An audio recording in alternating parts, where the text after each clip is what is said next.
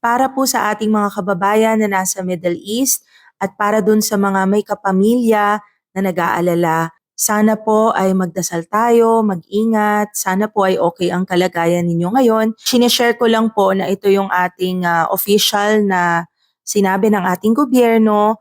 Regular po natin dapat subaybayan ang mga official na anunsyo ng Philippine Embassy at verified accounts ng host government para po maiwasan natin ang pagpapanik at para alam natin ang ating kailangang gawin.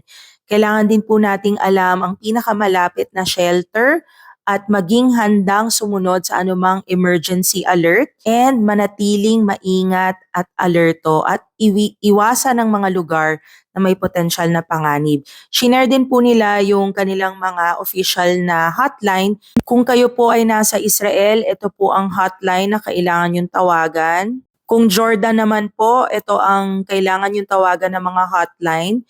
Para naman po sa mga nasa Oman, ito po ang hotline numbers. Para sa mga nasa Qatar, ito po ang hotlines. Sa Lebanon, ito po ang hotlines.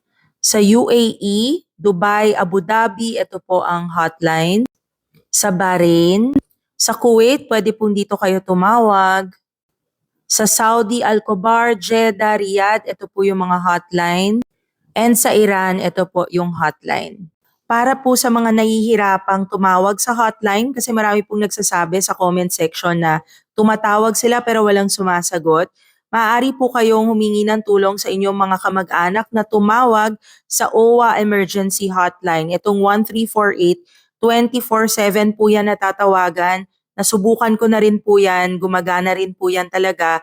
Kung wala po kayong kamag-anak na pwedeng tumawag para sa inyo, maaari din po kayong humingi ng tulong sa Blast Ople Center para kami po ang tatawag para sa inyo.